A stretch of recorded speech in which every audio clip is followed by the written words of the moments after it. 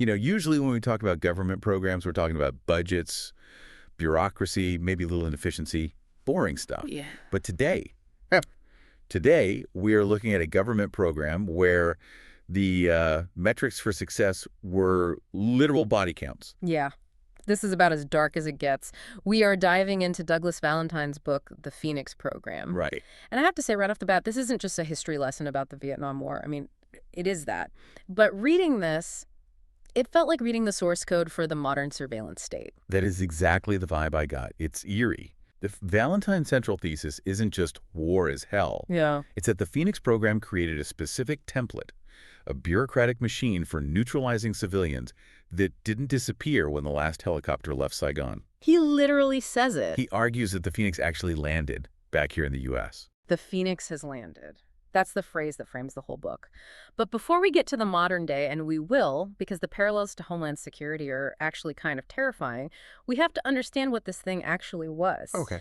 Because the name Phoenix sounds noble, rebirth, rising from the ashes. That sounds like a superhero team or a space program. Exactly. Branding. It was purely branding. In reality, the Phoenix program, which the CIA launched in 1967, was an industrial-scale counterinsurgency operation. Okay. The stated goal was to dismantle the VCI. The VCI. That stands for Viet Cong Infrastructure. Right. And this is the first crucial concept to grasp. When we hear infrastructure, we think bridges, roads, power grids. Concrete. Physical thing. We think concrete. In the context of revolutionary warfare, infrastructure means people. So we aren't talking about the guys in the jungle with AK-47s fighting the Marines. No, we're talking about the nervous system, not the muscle. The tax collectors, the village chiefs, the school teachers, the mailmen, the people who made the resistance function as a shadow government. The U.S. realized they couldn't win just by bombing the army. They had to, surgically remove the people running the show in the villages. Surgically remove. That's the euphemism that keeps coming up. The official term was neutralization. Yep. Which sounds so clean. It sounds like you're pH balancing a swimming pool. It's a very sterile word for what was effectively an assassination, kidnapping, and torture program. Neutralization meant capture. It meant turning them to your side, or very often, it meant killing them. And the scale of this. Oh, the scale. Yeah. This wasn't a handful of spies. The program managers eventually set a quota. They demanded 1,800 neutralizations per month. See, that's where the logic breaks down for me. Yep. As soon as you put a quota on finding bad guys, Yeah. you are incentivizing the creation of bad guys. Yeah, exactly. If you're a manager and you need 1,800 bodies, you're going to find 1,800 bodies, whether they're guilty or not. Precisely. It turned counterinsurgency into a factory line. You have local officials needing to feed names into the machine to keep the Americans happy. So who ends up on the list? Well, who do you think? People you owe money to. Okay, People who looked at your wife the wrong way. Exactly. It became a mechanism for settling personal scores. And because the system relied on anonymous informants, there was zero accountability. None. But to really understand the human cost of this bad data, we have to look at the story of Elton Mansione. Yeah. This story stopped me cold. It's one thing to talk about quotas, but Mansione puts a face on it. He was a Navy SEAL. Right. And you think of SEALs as the ultimate professional's precision instruments. And he was. But a precision instrument is only as good as the hand guiding it.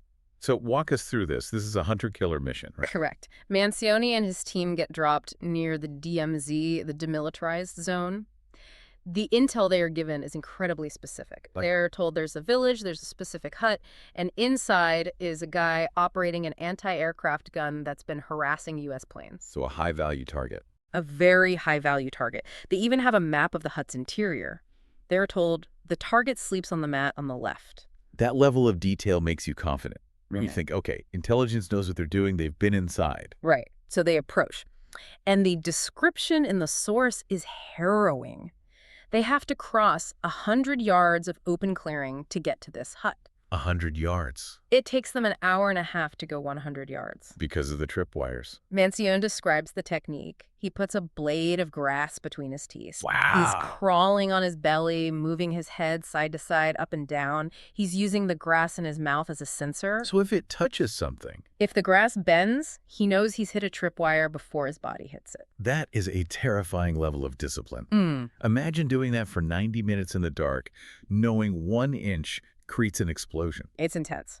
So they get to the hut. It's dead quiet. Mencion goes in alone. It's pitch black inside. Right. He feels the mat on the left side. There's a body there. He doesn't ask questions. No. He uses his commando knife. It's a silent kill. Textbook. But then it goes wrong. Someone else in the hut stirs. Instinct takes over. Mencion pulls his pistol, fires. Boom. 2 down. Just like that. In the moment, he thinks, mission accomplished. Threat neutralize. Until he turns on a light. Until the dust settles, he looks at who he just killed. It wasn't an anti-aircraft gunner. Oh, no. It wasn't a soldier. It was 2 young girls. The intel was wrong. The map was wrong. Or maybe the family just switched sleeping spots that night. It didn't matter. The result was the same. And this broke him. Completely. The source describes him back at base afterwards. He's strung out on amphetamines and guilt. He literally goes to the ammo dump, sits on a crate of explosives, pulls the pin on a grenade, and just sits there holding the lever. No way. He refused to move until his commanding officers agreed to send him home.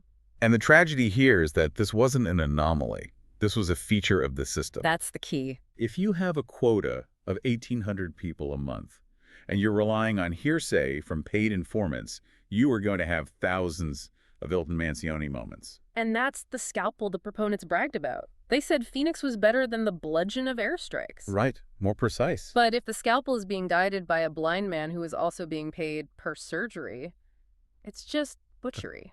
And it wasn't just killing. The source goes deep into the detention side of things, which sounds boring, detention, but it's actually the scariest part of the legal precedent. This is the concept of administrative detention. Which is a fancy way of saying prison without trial. Right. Under the Phoenix program, laws were rewritten to allow suspects to be held for up to 2 years based solely on the accusation of an anonymous source. So no judge, no jury. No ability to confront your accuser. You just disappear into the system. And once you were in that system, I mean, the descriptions of the interrogation centers are gruesome. Yeah, they are. The source mentions torture being standard operating procedure. There's a reference to children as young as 12 being tortured to get names of their parents. Because the goal was intelligence. They needed to map the infrastructure. So you torture person A to get the name of person B, then you go grab person B. It's a self-perpetuating cycle of violence. Yeah, and CIA officer Lucien Koenig actually called it a blackmail scheme. He said, if you don't do what I want, you're VC. You're VC. It's the ultimate label. It strips you of all rights. It's like being called a witch in Salem. But with military backing. Exactly. But here's where we need to zoom out a bit. Because it's easy for us sitting here today to say, wow, America really lost its way in the 60s. True. But Valentine makes a critical point. We didn't invent this. We inherited it. We inherited it. Remember, the French were in Vietnam for a century before us. They faced resistance too. And they developed a very specific colonial playbook to deal with it. Okay. They used what they called supplétifs. Supplétifs. Let's unpack that. These were basically local collaborators. The French strategy was divide and conquer. They would recruit specific minority groups or Catholics, arm them, and use them to police the Buddhist majority. Creating a kind of internal conflict. It created this internal civil war that the French could manage from above. And when the U.S. took over in the 50s, we didn't scrap that system. We just paid them better. We propped it up completely. We supported the Diem regime, which was running the exact same playbook. The source mentions the 3D conditions for getting a government job under Diem. The 3Ds. Dang, Dao, and Dia Phuong. Which translates to? You had to be a party member, Dang. You had to be Catholic, Dao, and you had to be from the central region, Dia Phuong. So if you were a Buddhist from the South, which was, most people, you were locked out. You were the enemy. And the U.S. funded this. We presented ourselves as anti-colonial, distinct from the French, but to the average villager being dragged out of their hut at 3 a.m. by a secret police force. The same thing. The uniform might have changed, but the terror was identical. Speaking of terror, we have to talk about the psychological aspect.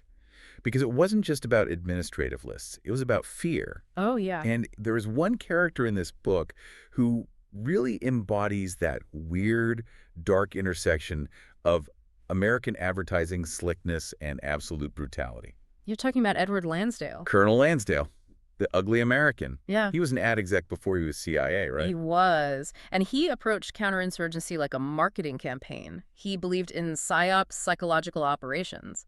His theory was that if you understood a culture's superstitions, you could weaponize them. And the example the source gives, the vampire operation in the Philippines. Oh, I honestly thought this was an urban legend until I read it here.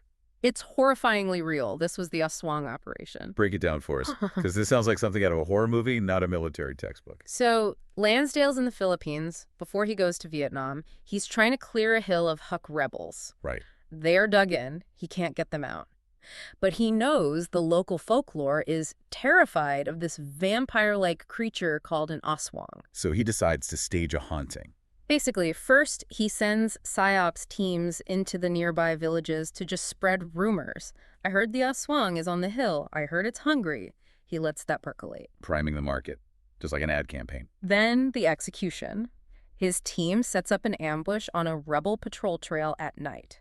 They wait for a patrol to pass. Okay. They snatch the last man in line silently. Oh, man. They kill him. But they don't just kill him. They use a special tool to punch 2 distinct holes in his neck. Oh, come on. Then, and this is the part that reveals the mindset, they hang the body upside down to drain all the blood. Jesus. They put the bloodless, pale corpse back on the trail. So when the rebels come back looking for their missing buddy, what do they see? They see evidence of a vampire. And they fled. They abandoned the hill immediately. I mean, it's effective, but it's diabolical. It's treating an entire population's belief system as a toy to be played with. And Lansdale brought that exact mindset to Vietnam. The idea that you could out-terrorize the terrorists, that you could use fear, assassination, and psychological manipulation to control a population. But this brings us to the big pivot, the so what of this deep dive. Because if this was just a history of bad things the CIA did in 1968, it would be bad enough. Right. But Valentine is arguing something much bigger. Right. He's arguing that the Phoenix program wasn't a failure that was discarded. He argues it was a prototype that was perfected. The Phoenix has landed. Exactly. He draws a direct line from the infrastructure of Phoenix to the infrastructure of the War on Terror and Homeland Security after 9/11. So let's trace those lines. Where do we see the blueprint? Start with the data. In Vietnam, they had IOCC's Intelligence and Operations Coordinating Centers. Okay. These were hubs where military, police, and intelligence agencies pooled all their files to identify suspects. That sounds a lot like... Fusion centers. We have them in every major American city now. Federal intel, local police, state troopers, all merging data to track threats. It's the exact same structural model. The goal is to merge civil law enforcement with military intelligence. Exactly. Then there's the legal side. We talked about administrative detention in Vietnam. And post 9/11, we saw indefinite detention. Guantanamo Bay, black sites, the designation of enemy combatant used to bypass the Geneva Convention and U.S. due process. Valentine argues that Phoenix proved you could run a parallel legal system based on security rather than justice, and the U.S. government took that lesson to heart. And it's not just the ideas that came home. It was the people. That's a key piece of evidence. The source lists names. Rob Simmons, he was a CIA officer in Vietnam managing interrogation centers. He later became a congressman and chaired the subcommittee on intelligence and terrorism risk assessment. And Bob Kerrey. Bob Kerrey, former senator, former governor. He was a SEAL in Vietnam. He was involved in a raid at Tham Phuong where civilians were killed, an operation very much in the Phoenix style. These men didn't disappear. No, they moved into the halls of power and helped write the Patriot Act. Yeah, and there's also this term, Global Phoenix. This is from David Kilcullen, a top counterinsurgency advisor to the U.S. government. In 2004, he explicitly wrote a paper calling for a Global Phoenix program. He argued that the war on terror requires a global infrastructure to identify, track, and neutralize targets anywhere on the planet. And we see the language has fully infiltrated our news. High-value target, neutralization, hunter-killer teams. These aren't military terms anymore. They're standard vocabulary in the nightly news. And that's the blowback. We usually think of blowback as we bomb them so they hate us, but Valentine is talking about internal blowback. That the methods we use abroad eventually come home. Exactly. You cannot build a massive apparatus for surveillance, blacklisting, and detention to use on a foreign population without it fundamentally changing your own government. For tools are just sitting there. The tools are sitting there. The legal precedents are set. It reminds me of that quote from the book, "The amateur who wants to dominate uses guns.